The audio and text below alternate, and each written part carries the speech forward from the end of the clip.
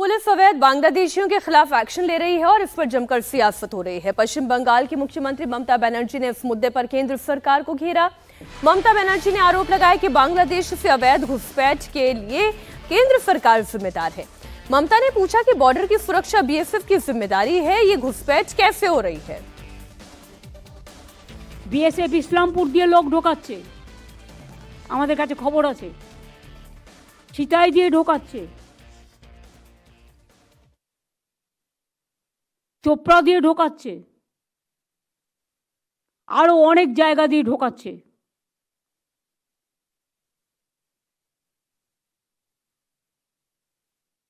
BSF মেয়েদের উপর অত্যাচার করছে, কিন্তু আপনাদের দিক থেকে কোনো প্রতিবাদ কেন হয়নি? কোন কোন জায়গায় লোক ঢুকেছে, লোক ঢুকিয়েছে বিএসএফ? কারণ বর্ডার আমাদের হাতে নয়, বর্ডার হচ্ছে বিএসএফের হাতে। বিএসএফের দায়িত্বটা তৃণমূল কংগ্রেসের ঘাড়ে চাপাচ্ছেন। ममता ने बांग्लादेशी घुसपैठ पर केंद्र सरकार को घेरा तो उन्हें तुरंत जवाब मिल गया। केंद्रीय मंत्री गिरिराज सिंह ने कहा कि ममता बांग्लादेशी घुसपैठियों के लिए रेड कारपेट बिछाती हैं और फिर इस पर राजनीति करती हैं। आज बांग्लादेशी घुसपैठ बंगाल एक नर्सरी बन गया है। जो भी पकड़ा रहा है बंगाल के बाहर बांग्लादेशी, उसका एड्रेस, ज़्यादातर का एड्रेस बंगाल का है। और ये ममता दीदी वोट की लालच में ये काम कर रही हैं और बंगाल में entry gateway of Bangladeshi Muslim Rohingya का बन गया है। इस मामले पर हो रही सियासत अपनी जगह पर है, लेकिन अवैध रूप से रह रहे बांग्लादेशियों के खिलाफ एक्शन केवल दिल्ली में ही नहीं हो रहा है। ये एक्शन महाराष्ट्र सरकार भी ले रही है। महाराष्ट्र सरकार ने इन घुसपैठियों के खिलाफ बाकायदा अभियान छेड़ रखा है, ठीक वैसे जैसे दिल्ली में हो रहा है। महाराष्ट्र में एटीएस ने बड़ी कार्रवाई की है और पिछले 4 दिन के अंदर कुल 9 गिरफ्तारियां की है और ये सभी 9 के 9 बांग्लादेशी हैं जो फेक आधार कार्ड बनाकर यहां रह रहे थे। 1 महीने में कुल 43 बांग्लादेशी अरेस्ट किए गए हैं।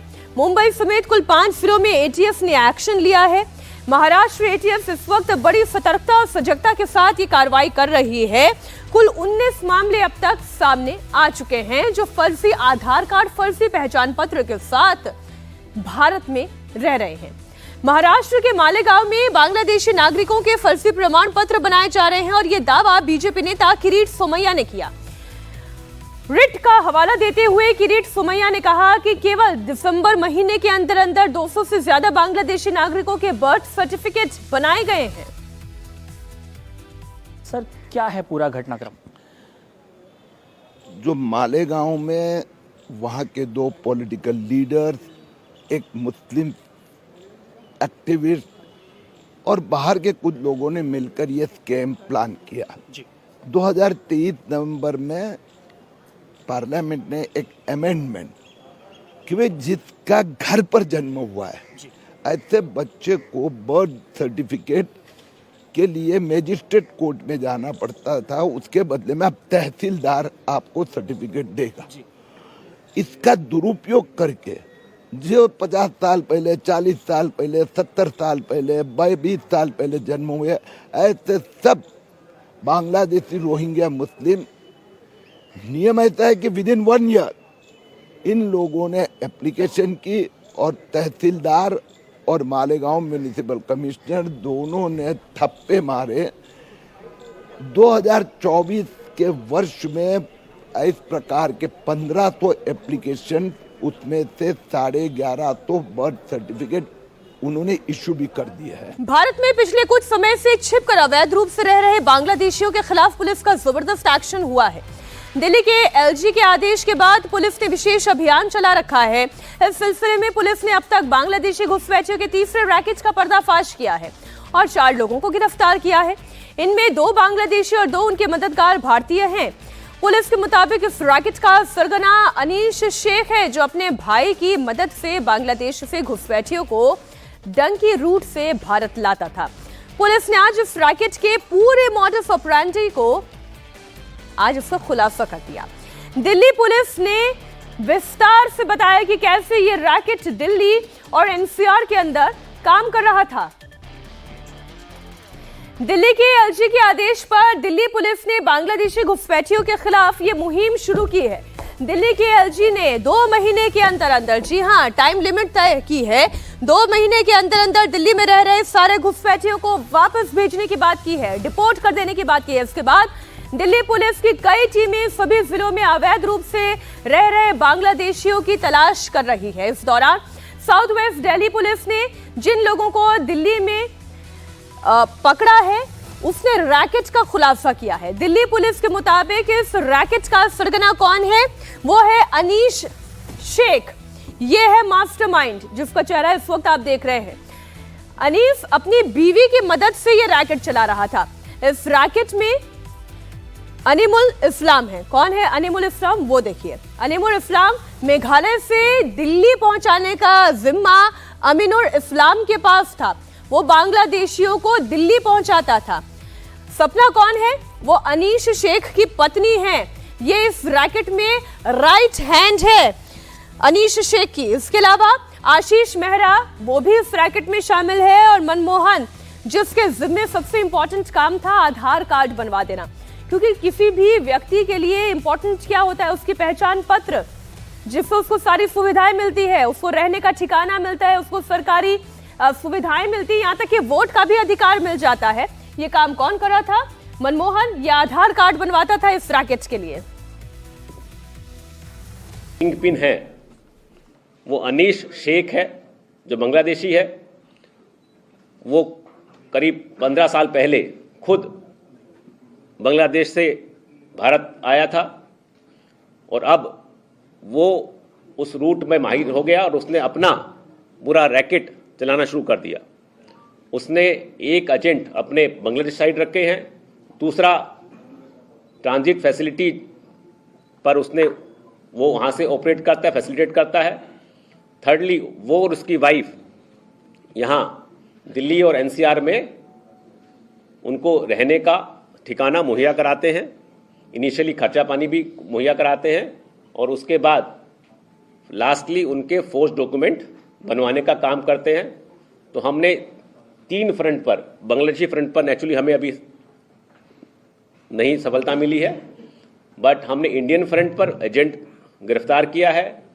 यहाँ रहने वाले 2 बांग्लादेशी को गिरफ्तार किया है, और जो फेक डॉक्यूमेंट बनाते हैं उनमें से एक साथी गुड़गांव से गिरफ्तार किया है। तो हमने टोटल 4 गिरफ्तारियां इसमें डाली हैं।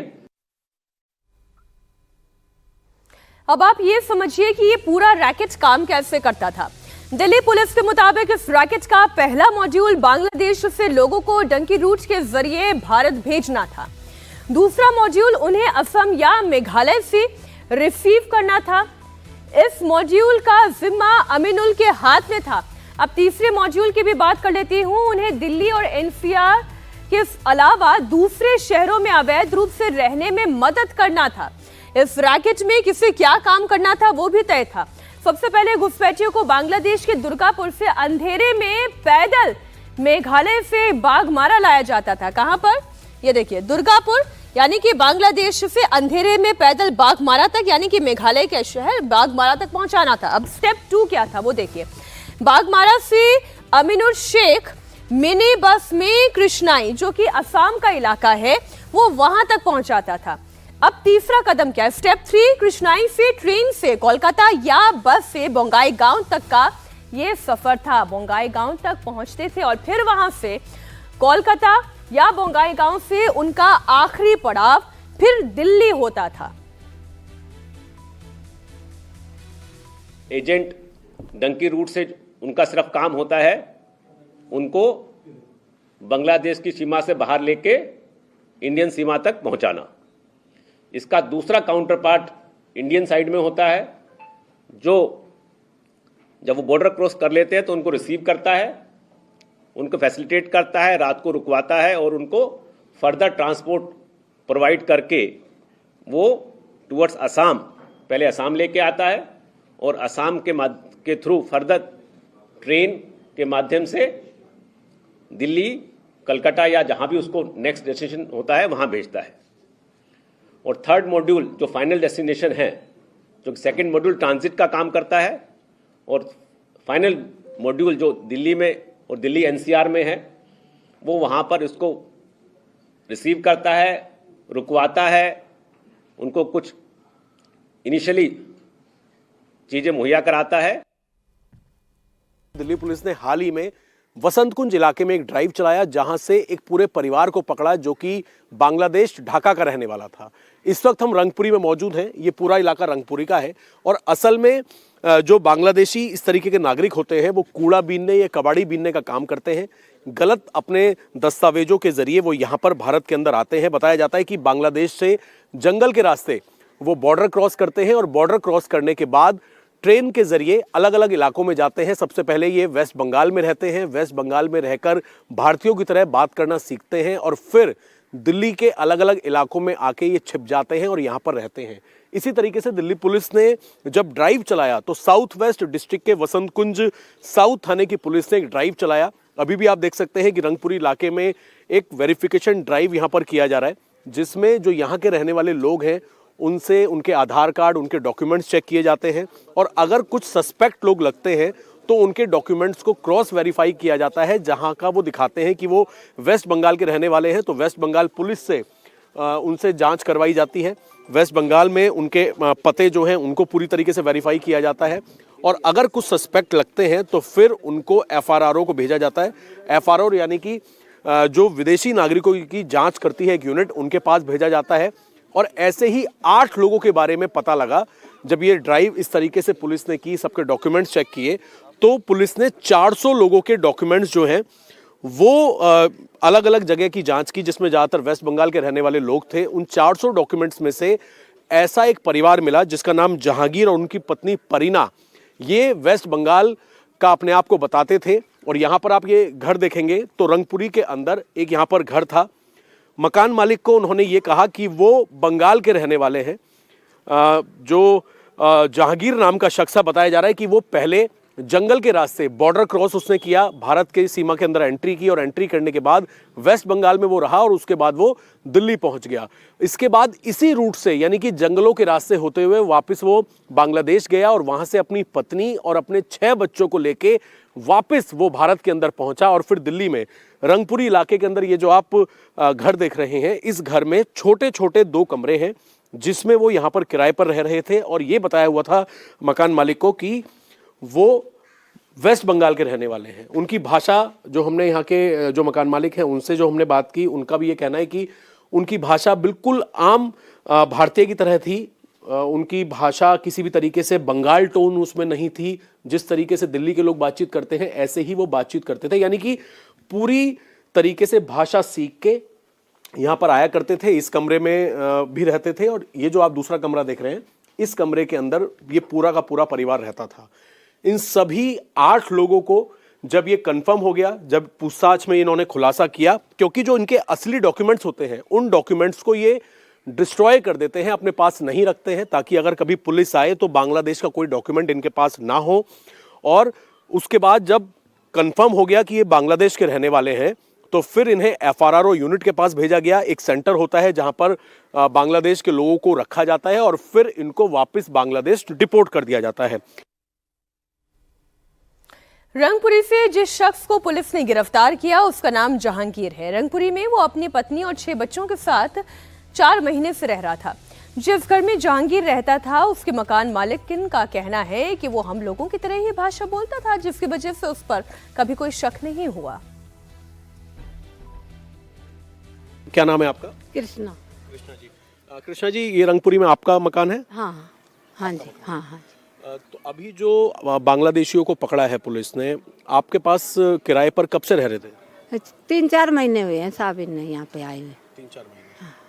तो ये जो जहांगीर नाम का शख्स था, इसने क्या बताया था? ये कहाँ का रहने वाला है, क्या बताया? हमारे तो कलकत्ता का बता दिया। कलकत्ता? हाँ बस ही, हमें तो और आईडी उसके पास थी नहीं जी, नहीं दी हमारे से। उन्होंने बोला मेरे पास आईडी नहीं है, हमारी खो गई। अच्छा। बस यो ठिया था उनका, यहाँ बैठते थे, यो पड़ा था, वो कमरा ले रखा। तो कितने लोग थे परिवार में? परिवार में 2 लड़कियाँ थी, 4 लड़के थे, एक छोटा था, 3 बड़े थे। और हस्बैंड वाइफ? हस्बैंड, हाँ भाई। कभी आपको लगा कि वो बांग्लादेश के रहने वाले हैं, या भाषा कैसी थी उनकी? नहीं सर, उनकी भाषा हमारे एक तरिया बोलते थे, हमारी तो समझ में आती थी उनकी भाषा, अगर उसी होती तो हमें समझ में नहीं आती।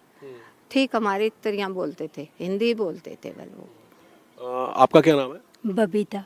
बबीता जी, जब वो यहाँ पर आए थे तो उन्होंने क्या बताया, वो क्या काम करते हैं, या कुछ ऐसा बताया कि वो कहाँ के रहने वाले हैं? उन्होंने ये बताया था कि हम कलकत्ता के रहने वाले हैं और हम ये कबाड़ी का काम करते हैं और हमें रेंट पे कमरा चाहिए, तो हमने एक कमरा उनको दे दिया। उन्होंने बाहर ये लगाया था और यहाँ पे ये रहते थे। कभी कोई डाउट हुआ उनकी भाषा से? नहीं, वो हमारे की तरह जो भाषा हम बोलते हैं वही बोलते थे, और हमें कोई डाउट नहीं हुआ उन नाम पे। अपना सही बताया था उन्होंने, जहांगीरी जो? हाँ जी, हाँ जी, यही नाम मेंबर भी इतने ही थे, इससे ज्यादा नहीं थे। बस कलकत्ता का बताते थे? हाँ जी, कलकत्ता का बताया था कि हम कलकत्ता के रहने वाले हैं, डॉक्यूमेंट हमारे पास है नहीं।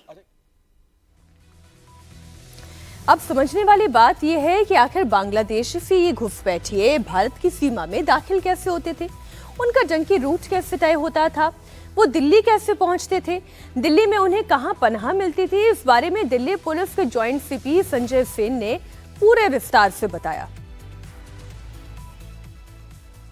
सर, अगर आप ये समझा सके हमारे दर्शकों को, ये पीपीटी जो है किस तरीके से, कौन कौन सा रूट इन्होंने बताया था, अगर आप थोड़ा इसमें देख के हमें समझा सके। ये जो कि जैसा हमने बताया, ये नेत्रकोना डिस्ट्रिक्ट जो बांग्लादेश की है वहां के रहने वाले थे, और उनका सबसे नियरेस्ट बॉर्डर बागमारा पड़ता है, जो साउथ गारो हिल डिस्ट्रिक्ट का पार्ट है। वहां से ये पहले आते थे, वहां पर अमीरुल इस्लाम जो इनको रिसीव करता था। बागमारा से ये पहले कृष्णई जो गोलपारा डिस्ट्रिक्ट है वहां लेके जाता था, और गोलपारा के बाद इसको ये बोंगई गांव जो मेजर रेल हेड है वहां पे लेके आते थे, और बोंगई गांव से फिर ये ट्रेन के माध्यम से दिल्ली आते थे। सर, ये जो आरोपी इसके अंदर दिखाए गए हैं, ये रैकेट जो फैसिलिटेट कर रहे थे, जिसमें अनीश शेख जो अभी फरार है, ये कहां पर है सर? अभी कुछ जानकारी मिल पाई? अभी जहां तक हमारी इन्वेस्टिगेशन में मालूम चला है कि अभी वापस ये बांग्लादेश लौट गया है। जी, बांग्लादेश लौट गया है जी। इन सब का प्रोफाइल सर, अनीश और इन सब का प्रोफाइल एक बार आप समझा दीजिए। अनीश अभी बांग्लादेश में है, बाकी के? अनीश जो मेन मास्टरमाइंड है वो बांग्लादेश में है जी। इसका जो एक मेन एसोसिएट अमीरुल इस्लाम असम का रहने वाला है, जो एक बार इंडिया में जो एंटर कर जाता था बागमारा से, वहां से रिसीव करके इनको बोंगई गांव तक लाने का काम इसका था। इसको गिरफ्तार कर ले गया है। इसकी वाइफ सपना ये भी एब्सकॉन्ड कर रही है। ये और इसकी वाइफ यहाँ गुड़गांव में ठहराने की व्यवस्था करते थे, किराए पे मकान दिलाते थे, और इनका आधार कार्ड भी बनाते थे। आधार कार्ड बनाने में जो जो व्यक्ति शामिल थे उसमें आशीष मेहरा शामिल है, उसको हमने गिरफ्तार कर लिया गया।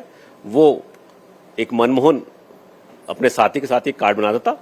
मनमोहन अभी एब्सकॉन्ड कर रहा है, उसकी गिरफ्तारी के लिए कोशिश जारी है। 2 लोग ये बेस्ड अपॉन फोर्स डॉक्यूमेंट ये कार्ड बनाते थे, तो उसमें एक पहलू कार्ड बनाने का हो गया, एक पहलू जो इनको बॉर्डर पे रिसीव करके इनिशियली फैसिलिटेट कराता था ताकि ये दिल्ली आ सके।